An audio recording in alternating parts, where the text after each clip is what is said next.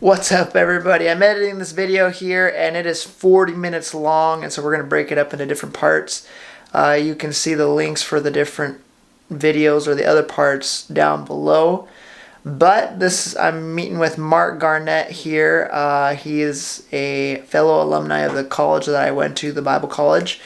This was a collab that I did with his channel, so be sure to check out his channel. Information is down below as well, and subscribe to his channel. We also did a video for his channel too, so you can check that out as well. But without further ado, here's part 2 of this video. Or let's pause for a second here. There is something going on in your room. It sounds like a fridge, but it might be me.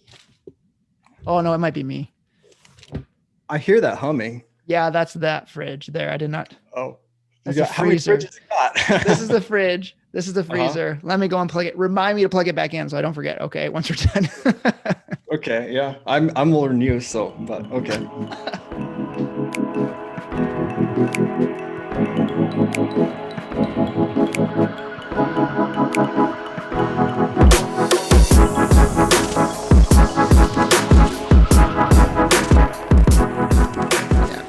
It's a little bit quieter now. Okay, so resuming here. The next question I have for you is there ever an instance where an abortion is justified to you? Well, let's go to what about the death penalty? I'm still. Oh, okay. I'm kind We're of. kind of jumping around here in our notes. I'm catching up to you. Yeah, because you talk about the death penalty, and there's a powerful story that I remember hearing years and years and years ago, and it was a gal named Mary, right?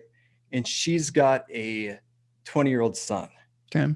Someone goes and she gets that phone call that no parent wants to make or get. And she finds out, hey, someone has shot your son. They've killed your son. They've murdered your son. And it was a 16-year-old guy.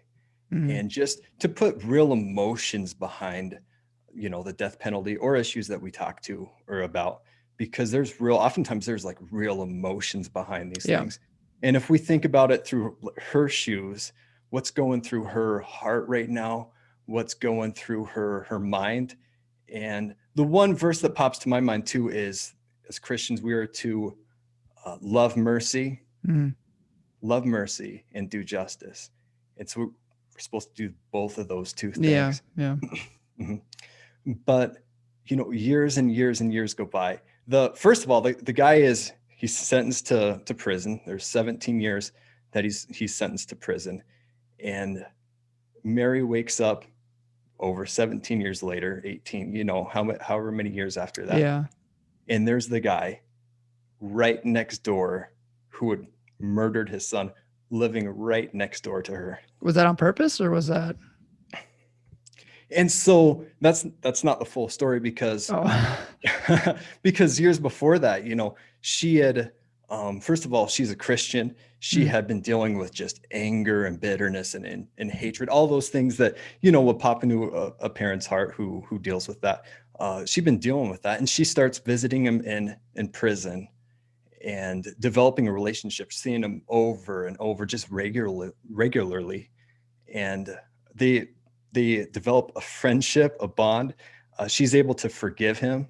Yeah. And then later, actually, he's released and she wants him to move next door to her. And they have this. So it's just a powerful story of forgiveness. Yeah. And so as a Christian, oftentimes we're all about the justice part, but we're to love mercy too. And then maybe there's other Christians that are all about loving mercy. Well, no, we also need to do justice. Yeah. And to me, it'd be so weird, I love hearing a powerful story of reconciliation like that. And, but it'd be so weird if, you're hanging out at a party, if Mary is with her friend, and someone comes up to her and says, hey, introduce me to your friend over here. And if she said, oh yeah, hey, this is the guy who murdered my son about 17 years ago. We're best friends now. Yeah. Yeah.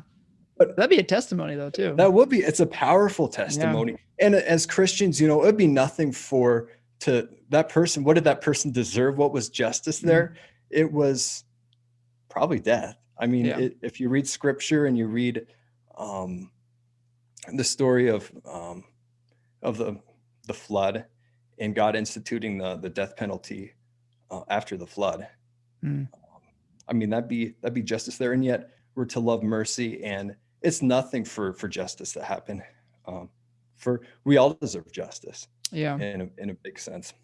So are you saying then that you, going back to the original question, that you are against the death penalty then? That's what it's kind of sounding like. See, I'm going to keep doing cop outs. Yes, I know. And I don't want that. I'm doing a cop out. And so, well, even I got to start thinking about this, even if who is the first person in scripture who deserves the death penalty? The first person probably would have been Cain, I imagine, but he wasn't, well, if we go to the later standards in scripture of taking someone else's life when he took Abel's life, and yet I would say, and if we really think about it, I mean, this is just on the spot, I would say it was Adam and Eve. Okay. Yeah. I mean, what did they do? One sin, they ate of the fruit that they were commanded not to eat of. And that one sin brought the death penalty to them. That's true. Okay. And so, I mean, a lot of times we kind of have a low view of sin. Yeah. Yeah.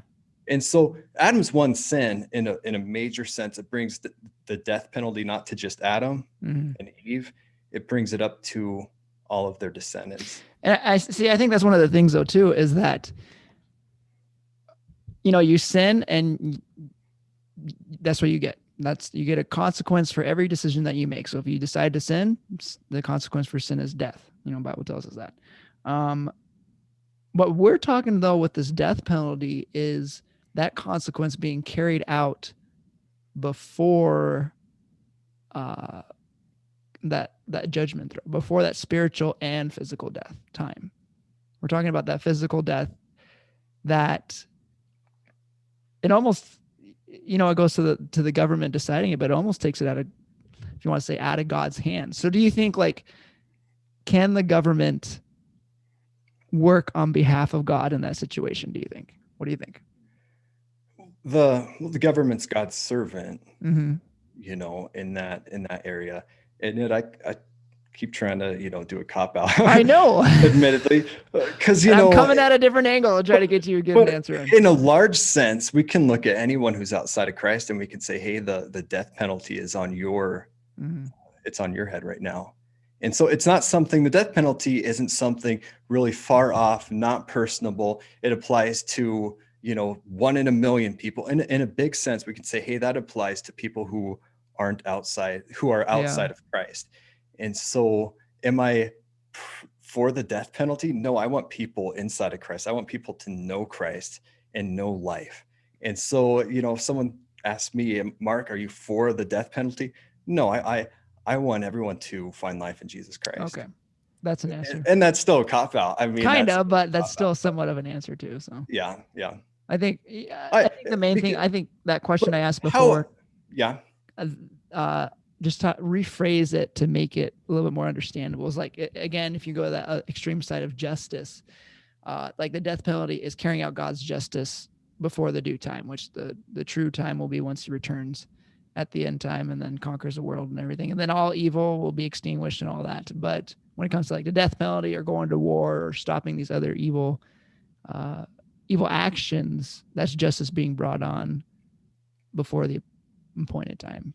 If you understand what I'm saying there, I'm not sure if you do. So that's what I'm trying to say. How is that an appropriate applying of justice, the Lord's justice? But anyway, so yeah, we already went over that though. That was just kind of a rephrase of that. So what were you about to say? Sorry. And my thoughts on, just to go back to that, is that's the Christian life is all about balance.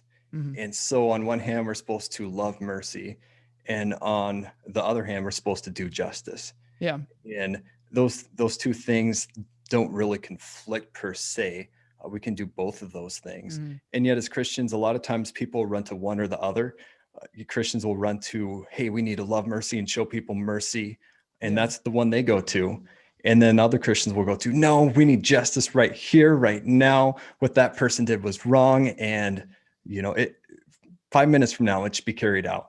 The Christian's life is about balance. And so we need to seek out both those things. Yeah. And where we see them in scripture, in life the most, is at the cross, we Mhm. see both justice and mercy at the cross. And so, we got to think through that issue. I Yeah. think I would think through it in that way. Yeah. And we are going way off track of what we were originally going to talk about Yeah. here. But one I last keep doing it to question. you. One last question on this track. Do you think the United States is more leaning towards that justice, seeking that justice aspect or that mercy aspect? That's a tough one. I mean, people can see people are looking what's going on in the world right now, and we see not justice going on. Yeah. And we live in a fallen world, that's just going to happen. And then we also see not mercy going on too. We see both those things. Mhm. And so how do we wrestle with those? I mean, I look and see what's going on in the world right now with the riots, with the protests, with all that different stuff. And you'll see 30 people arrested for doing different things they shouldn't have done, different crimes, but they're released the next day. Yeah. Or 2 days later, they're bailed out and stuff. And so is that mercy? That's not mercy. You're releasing people to, go out and do more violence and crime against people. Yeah. Is that justice? No. And yet that we can look at these other things where people were wronged and there should be justice there. Okay. And so the Christian's life, it's all about balance, I would say. Okay. Yeah, no, I agree with that.